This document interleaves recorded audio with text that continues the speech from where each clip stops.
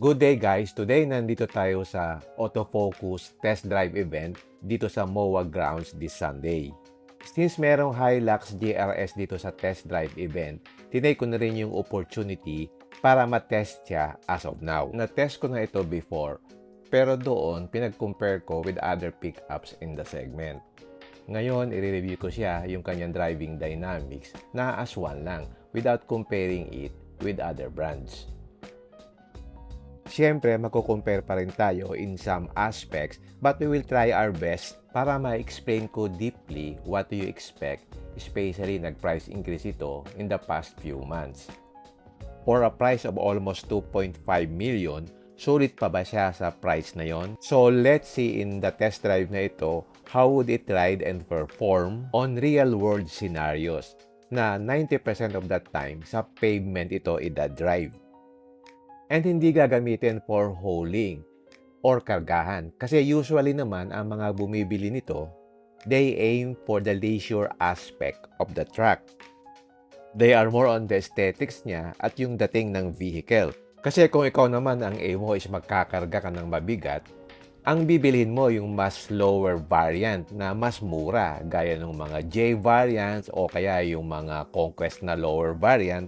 Kasi itong GRS more on pormahan naman, especially kung GRS variant siya. So now naman, itry nating i-test drive dito sa labas at saka yung mga obstacle dito sa loob. At i-drive siya ng anak ko at ibibigay niya yung mga thoughts niya. Pagdating sa performance nitong GRS on-road, okay ba yung power delivery? Okay ba yung mating ng transmission at engine? As well as yung sinasabi nilang matagtag na factor, which is definite naman sa Hilux. As of now, malapit na dumating yung bagong Hilux, so abangan natin sa mga future review ko.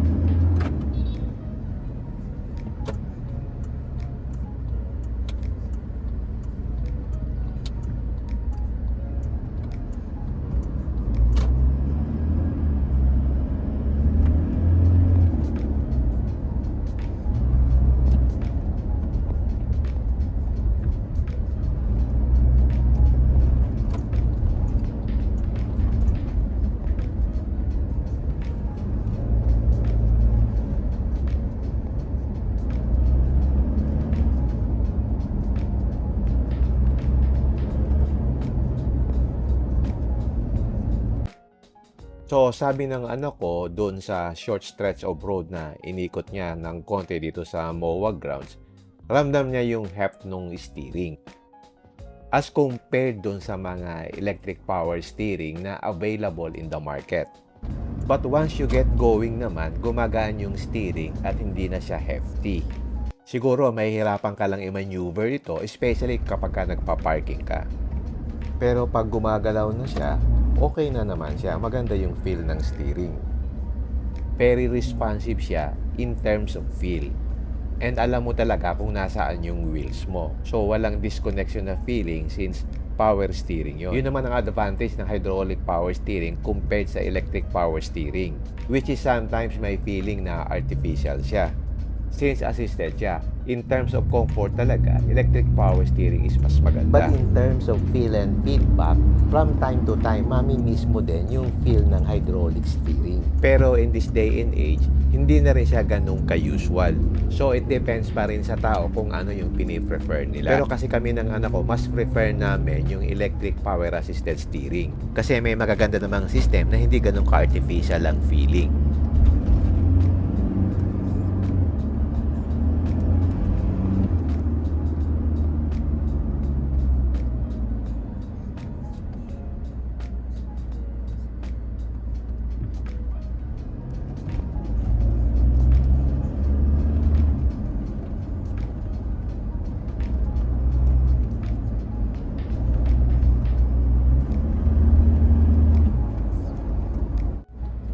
Dito naman daw after U-turn, itatry niya yung manual mode kung okay daw ba yung shifting.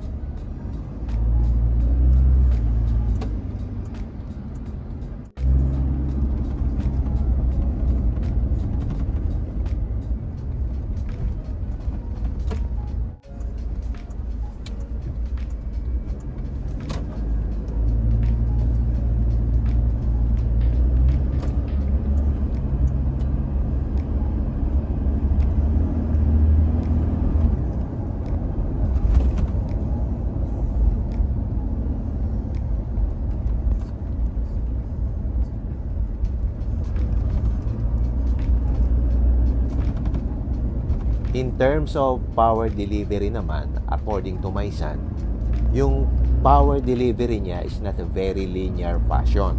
So, hindi smooth yung transition ng power delivery niya. There's a certain RPM na mafe-feel mo na magkikick in yung turbo. Sa first na usual na apak mo, may kaunting delay at first.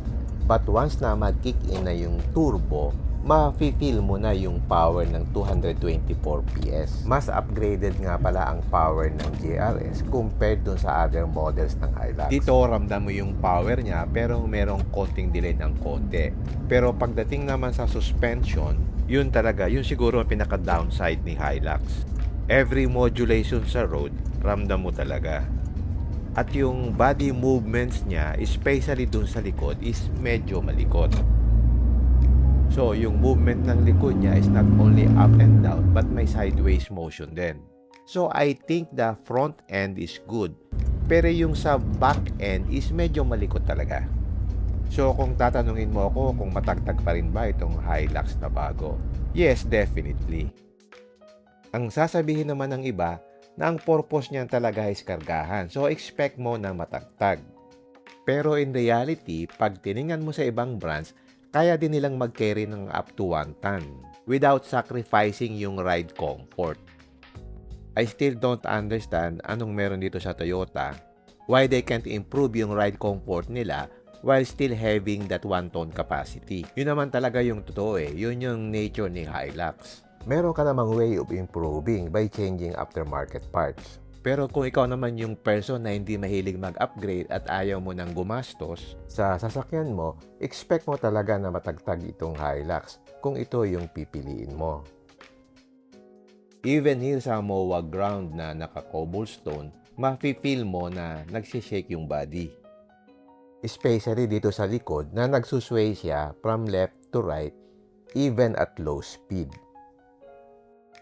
By the way, comparing naman yung shocks nito doon sa Hilux Conquest, mas sporty yung feeling nito. On a good note, meron naman siyang stability. Galing tayo sa labas doon sa road.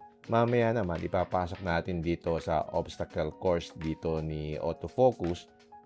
Itetest natin yung power, yung braking, as well as yung cornering ability nitong Hilux GRS.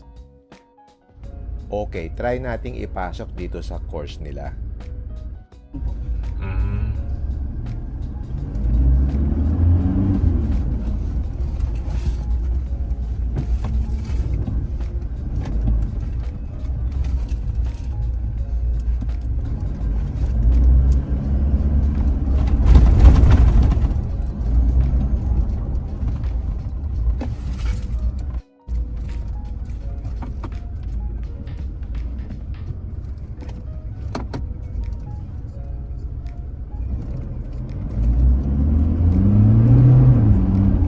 Brakes.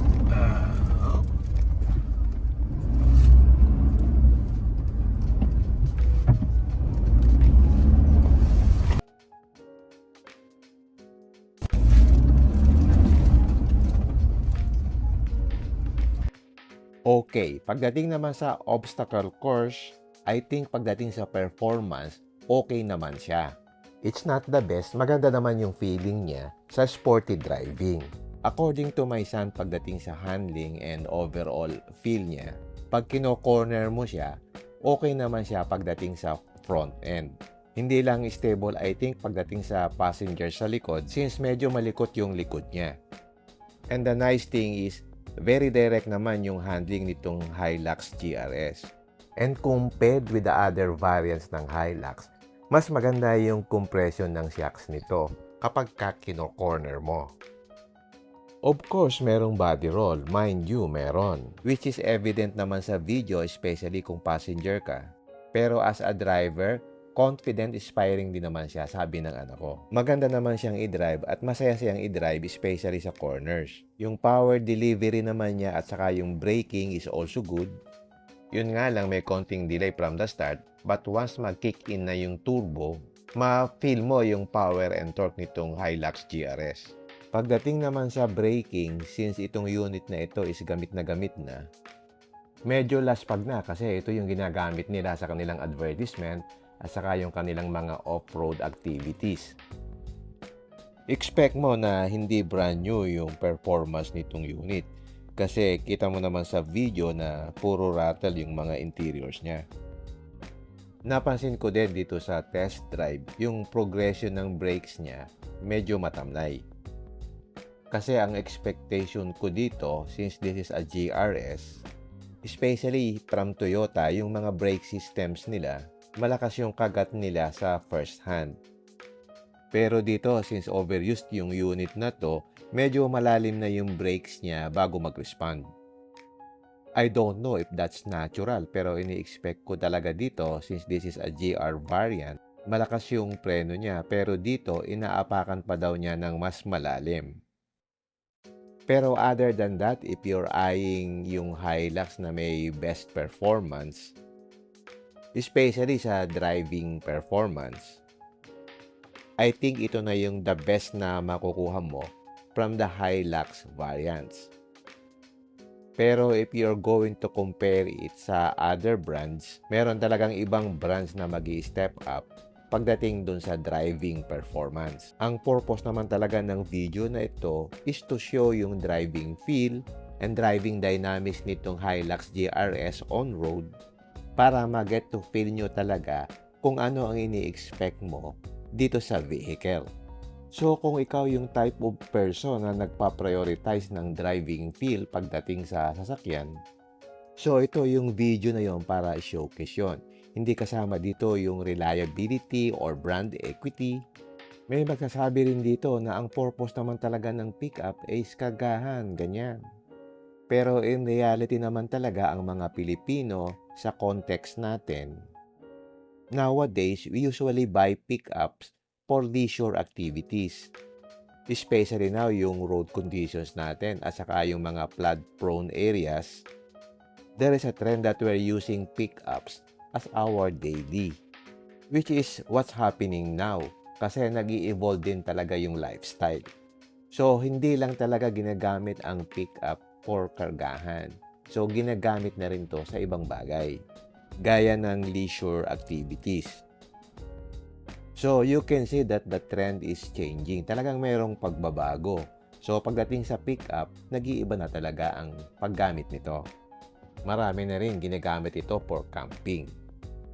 To summarize lang yung thoughts namin dito sa Hilux GRS in terms of performance, number 1 yung engine niya at saka transmission.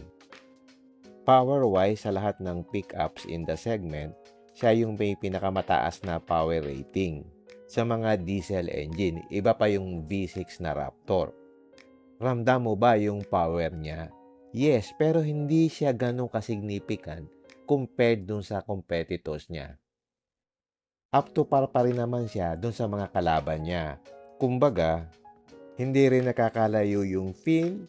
Yung ibang pickups din is powerful din from the get-go. So, yung expectation mo sa power delivery niya is merong certain RPM na magki-kick in yung turbo. So, hindi linear yung feeling. Kumbaga, hihintayin mo pa yung point para ma-feel mo yung power niya. Unlike dun sa ibang power system na ma-feel mo na linear yung power delivery niya. Since parang naturally aspirated yung engine pool niya. So, it depends pa rin kung ano yung prefer mo doon. In terms of engine and transmission naman, maganda yung mating niya. Merong times lang na parang nag-gear hunting siya, especially pag nagro-rolling ka na. But actually, hindi mo naman din talaga siya mapapansin since smooth naman yung transmission niya. In terms of braking system naman, okay naman yung kagat niya. Pero napapansin lang namin, dito sa test drive unit, medyo malalim na yung preno niya. Pero alam ko kasi itong mga Toyota, malalakas ang preno nito, especially yung na-drive ko, yung mga Fortuner at yung iba pang mga Hilux, malalakas yung preno nila. Pagdating naman sa ride, matagtag talaga yung ride niya. Yun talaga ang downfall nitong Hilux GRS. But what I appreciate here in terms of handling, mas maganda yung performance niya compared to the other variants. At kanina dun sa video, ma-roll siya as a passenger.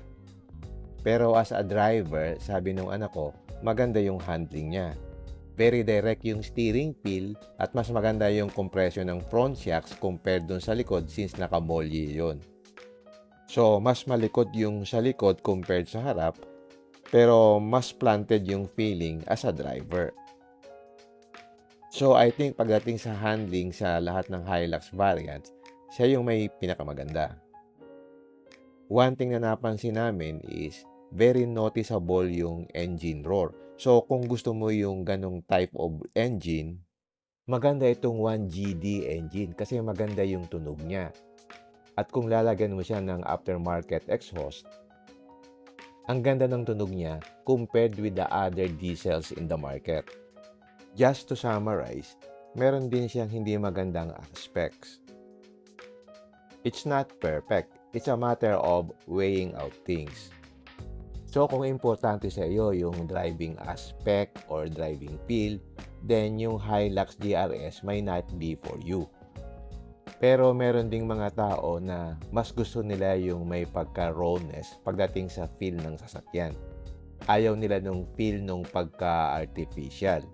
So, for those people who prefer those, magugustuhan nila itong Hilux GRS kasi very engaging yung feel niya. So, ramdam mo yung every feedback ng mechanical beats ng pickup na to. So, if you are into that, mas gugustuhin mo itong Hilux GRS over other pickups. So, ang final verdict ko dito sa Hilux GRS, it's not actually bad but don't expect na you will get the smoothest ride. But you will still get the charm of the Hilux, especially kapag na-drive mo na siya. So, nandun yung sense of toughness as well as yung sense of security. So, yon hindi mo makikita sa ibang pickups in the segment. But if you're going to ask me kung bibili ka ng Hilux ngayon, hintayin mo na lang yung bagong model na padating. Baka meron ng improvements from this current model. Alright, if you like this video, don't forget to like, share, and subscribe. Until next time, see you again my next vlog. Bye!